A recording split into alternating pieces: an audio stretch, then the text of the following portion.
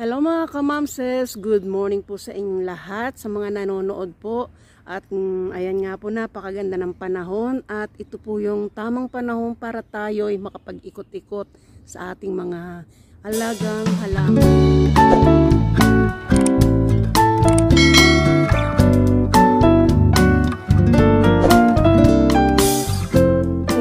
Sa pag-iikot-ikot ko, napagmasdan ko po yung aking mga succulents na hanggang ngayon po ay makulay pa rin sila. Tignan nyo oh. At yan nga po ay dahil sa ating panahon, dahil medyo naglalamig pa rin po hanggang ngayon, at dahil po sa sikat din po ng tamang araw sa kanila tuwing ayan po yung sikatan ng araw sa umaga. Nakakakuha sila ng magandang sikat dito, kaya ayan po, tignan nyo, napakakulay nila. Ayan, ito po yung side na nakita ko po yung ang kukulay talaga ng aking mga alagang succulents. Tingnan nyo oh. At ayan.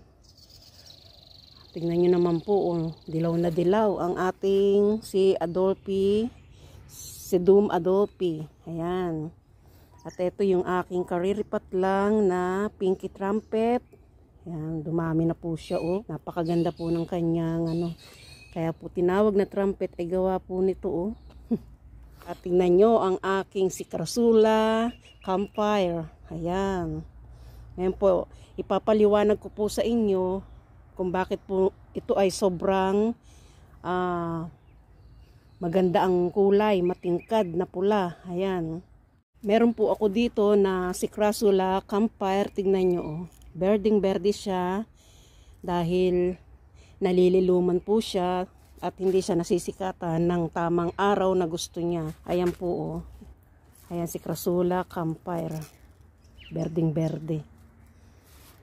At yung pagkakaiba po ay yung isang nasa sikatan ng araw ay napakapula. Pulang-pula talaga siya. Ayan. At ito tignan nyo po oh. Yung sikat ng araw tumatama sa kanya lagi tuwing umaga. Ayan, napakaganda ng kulay ni Graptocedum nova. At kapag hindi po siya nakakakuha ng tamang araw, ayan po ang kulay nila oh, tingnan nyo. Berde. At ito po yung nakakakuha ng sikat ng araw. Ayan oh, tingnan nyo oh. Ayan oh, pulang-pula siya.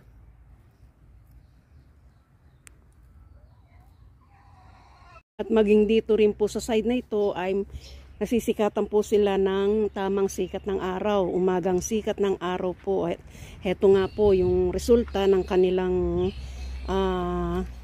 pagkakalagay dito ay napakalaki nila at napaka-healthy. Tingnan nyo oh. Ayan.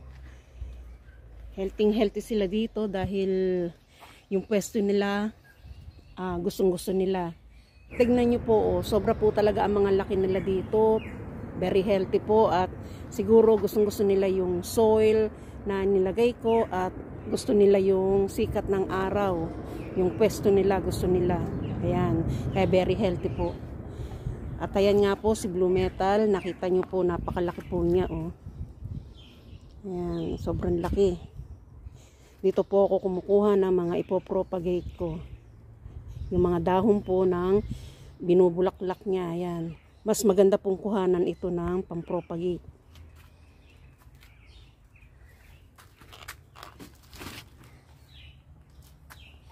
At ito po si Super Bomb. Nakakatuwa po kasi, ayan tignan nyo, nakapagpalaki po ako ng, nakapagparami na po ako ng Super Bomb. Nung binili ko po to ay isang tangkay lang po, naparami ko. Yun nga pong mother plant ay nasa gitna nito. Ang ginawa ko po ay chinap ko po para mabigyan ko po ng daan yung dati po ito yung mga maliliit pa to, kaya sabi ko tanggalin ko para mabigyang daan ko yung mga babies niya. At ito na nga po yung mga babies niya, napakalalaki na po oh. Tignan nyo, nagkumpulan na oh. At tignan nyo po si Afterglow. Napakalaki po niya oh. Samantalang ito magkasabay ko lang po silang binili ni Chiberia Cante. Tignan nyo po si Afterglow. Ayan. Ito po si Echeverria Cante. Ano lang po sila, magkasinlaki lang po nung binili ko. Si Afterglow ay lumaki ng gusto. Si Cante ay, ayan, nanatili sa pagiging maliit. Hindi ko po alam kung bakit. Pero alam niyo po, lumalaki rin po si Echeverria Cante. Alam niyo po ba yung nagiging problema lang nila ay yung pagka nasa sikatan sila ng araw. Ito po, nagkakaroon po sila ng mga sunburn. Ayan. Pero alam ko si Adolphe ay okay to sa sikat ng araw eh. Siguro ito po yung nung nagdilig ako. Baka may naiwang tubig. Ayan. Na sunburn po siya. Ayan. Tingnan niyo po si Purple Delights. Napaka-cute. Tingnan niyo po. Kulay na kulay siya oh. Ayan oh. Talagang dito po siya sa sikat ng araw. Kasi po yung ibang Purple Delights na nandoon sa bandaron ay hindi po kumukulay ng ganito. Tingnan niyo po siya, kulay na kulay. Purple po ang dating niya ngayon, hindi po pink. Ayan. Tingnan niyo po si Purple Jade. Trailing Purple Jade. Ayan, o, tingnan niyo, nagpa-purple talaga siya. Oh. Ayan, o. Talagang maganda po talaga pag nasa sikat sila ng araw. Ayan, tingnan niyo po ang mga, ano, nagpiping sila ng gusto. Go orange. At naninilaw. At ayan, nagiging maroon pa. At nagpa-purple ang kulay. Yan. Lalo silang gumaganda dahil sa kanilang mga matitingkad na kulay. Ay, malaki na po si Cotyledon. Napakalaki na. Cotyledon upila. Alam niyo po ba nung araw, ito lang po siya. O, ganito lang tinanim ko. Ayan, ganyan lang po yung tangkay na tinanim ko. At heto na siya, dumadami na. Ayan, nadali pong magparami ng succulents. Hindi ko po napansin itong si Jade pala rito ay, ayan, ang ganda-ganda na pala niya rito. Isang tangkay lang po nang inilagay ko dito. At heto na nga po siya. Napakaganda na niya, oh. Ayan, kasama niya yung mga si Mendoza, sari-sari po yung mga nakalagay ditong, ayan, tingnan nyo pag hindi nasisikatan ng araw ay naglelegi at green na green. Tingnan nyo.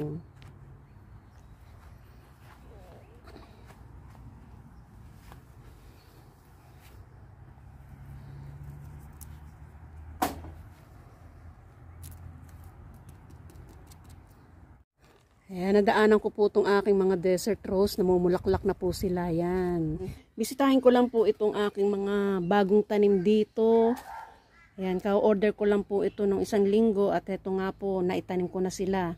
At ito, tingnan nyo po si Pyramid Variegated. Ayan. Nung nakaraan po, bago ko siya itanim, nung nakita ko po siya, siya po ay parang pink-white lang ang dating niya. Pale pink, ganyan. Pero ngayon po, napakatingkad niyang kulay niya, oh. Ganito pala siya. Tumitingkad ng gusto yung kanyang kulay. Ayan, napakaganda. At maging si Red Banana po ay napakatingkad ng kanilang kulay. At maging etong si Echeverria Agaboides Romeo Rubin. Ayan. At eto po si Pink Witch. Nag-pale po nung nakaraan to. Naging pink lang po siya. Pero ngayon, eto na naman po, tumingkad na naman po yung kanyang kulay. Kaya ito po ay medyo hindi na masyado nasisikatan ng araw, pero yung pagtingkad po ng kulay nila ay dito sa panahon po, kasi naglamig-lamig po nitong nakakaraan na naman. Ayan, kaya naging ganyan na naman po siya, nagtingkad na naman po ang pagiging pink niya. Ayan. At yan nga po yung dahilan kaya po ang mga succulent natin ay nagiging matingkad ang kulay. Yung po ay dahil sa sikat po ng araw at yung panahon po na kapag lumalamig, nakakaramdam po sila ng lamig, nagiging ano po sila, tumitingkad po yung kulay nila.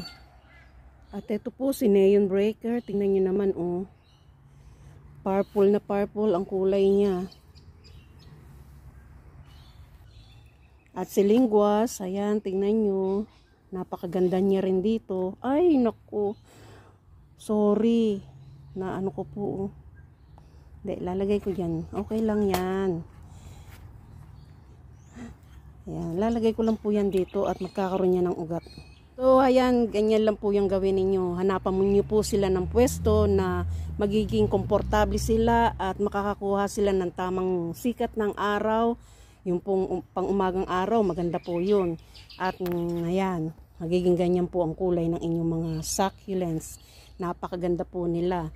So, ayan, salamat po sa inyong panonood at please don't forget to subscribe, likes, and share my channel. See you next time. Bye!